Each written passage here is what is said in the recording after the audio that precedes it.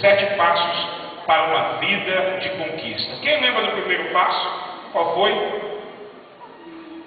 Esqueceram, né? É que é tanto passo, né, que a gente tem que dar para o cristão que a gente fica meio perdido, tem hora. Mas nós falamos sobre a atitude de Jairo. E o primeiro passo, na verdade, foi renúncia. E o que é renúncia? É abrir mão daquilo que se tem direito. E nós falamos que Jairo é um príncipe da sinagoga, isto é, nos dias atuais, Jairo seria um rabino da sinagoga, aonde ele proclamava a lei e ele abriu mão do seu ministério quando viu a sua filha estar à beira da morte, isto é, sucumbindo-se, e ele então procura Jesus. O segundo passo que falamos foi que ele não olhou para a distância e nem para o tempo a ser percorrido. Ele precisava de um milagre urgente. E Jesus estava a cerca de 8 quilômetros da sua casa. E eu disse para os irmãos que, como cristãos, levantar a mão e dizer que ama a Deus, isso é fácil. Levantar a mão e falar que é um crente na pessoa de Deus, isso é fácil.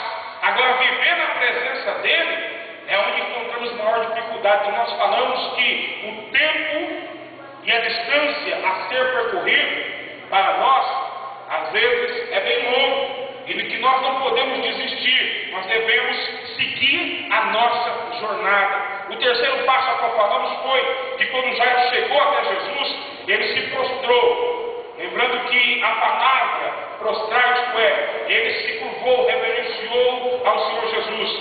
Isso para um judeu, principalmente para alguém que era da sinagoga, que pregava a lei mosaica, ele jamais faria isso se não tivesse consciência que Jesus era Deus.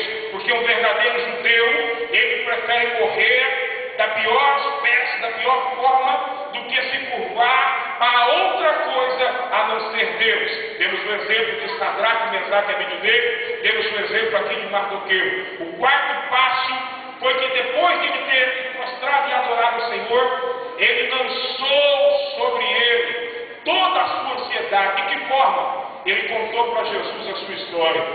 Depois de ele ter reverenciado e adorado, ele disse assim: Senhor, eu tenho lá em casa uma menina de quase 12 anos e ela está morrendo, e eu preciso que o Senhor vá lá curá-la. Neste quarto passo, eu falei sobre a importância de contarmos para Deus a nossa história, isto é, de falarmos para Deus o que queremos. E citei alguns exemplos, que algumas pessoas preferem contar para os vizinhos, preferem contar para os parentes, do que buscar a Deus. E às vezes Deus fica para o último caso na sua vida, na sua história. Então que isso é um passo de suma importância, porque Pedro escreveu na sua primeira carta, no capítulo 5, verso 7, o seguinte: lançando sobre ele toda a nossa ansiedade, porque ele tem cuidado de nós. Você pode dizer um amém bem forte aí? O quinto passo foi que depois de ter contado para Jesus a sua história, Jesus ficou quieto, não falou nem que ia, nem que não ia, nem que sim, nem que não. E o quinto passo foi suportar o silêncio de Deus. Há momentos que Deus se cala para a gente. Mas nós vamos à igreja, por melhor que seja o palestrante, o ministro, por melhor que seja o pregador, por mais bonito que sejam os louvores, por melhor que seja a liturgia do culto, tem momentos que parece que existe no nosso coração uma placa de bronze. E a mensagem chega ali e volta para trás. E parece que vivemos aquele período onde não conseguimos entender a voz de Deus, onde não conseguimos glorificar a Deus dos pés, porque estamos naquele momento do silêncio.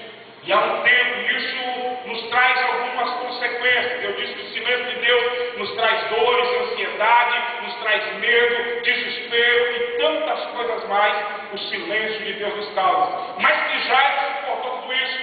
O sexto passo foi que quando ele tem que ver Jesus ainda cuidar da história de uma mulher, cuidar da vida de uma mulher, alguém chega para ele e diz assim: não incomodes mais o mestre, a tua situação acabou. Jairo, a tua filha está morta. E naquele momento, o silêncio de Deus se rompeu.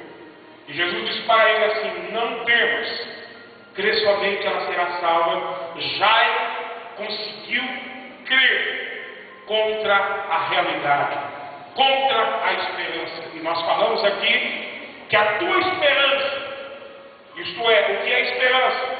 Expectativa por um bem ou algo que se deseja, que nem sempre a sua realidade condiz com a esperança que você carrega no seu coração. Isto é, você tem uma esperança de que tudo vai dar certo, mas parece que quanto mais você coloca o seu coração e você pensa e determina que aquilo vai se realizar na sua vida, parece que a contrariedade da vida e do mundo se levanta contra nós de tamanha forma, e parece que nós somos o povo mais mentiroso da terra, porque estamos dizendo que estamos bem, e aí se a pessoa não tiver uma fé, uma base chamada fé genuína, ele pira. Porque tem hora que pela fé é que abrimos a nossa boca para tomar posse. Eu disse que fé é a certeza das coisas que esperamos, isto é, que existem, porém prova das coisas que não vemos.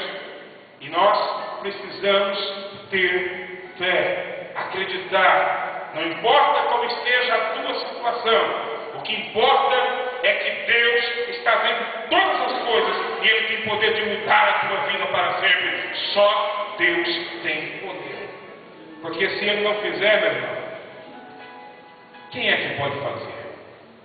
Se Ele não fizer, quem fará por você? Você mesmo já quebrou a cabeça um monte de vezes, correu de um lado para o outro de forma desesperadora, sem conseguir mudar a sua história. Mas quando você passou a confiar no Senhor, então você viu que vale a pena, porque Deus tem poder de mudar a sua história. Diga amém. Eu quero ler com vocês, pode ficar sentado mesmo, capítulo 8 do Evangelho de Lucas, verso de número 51.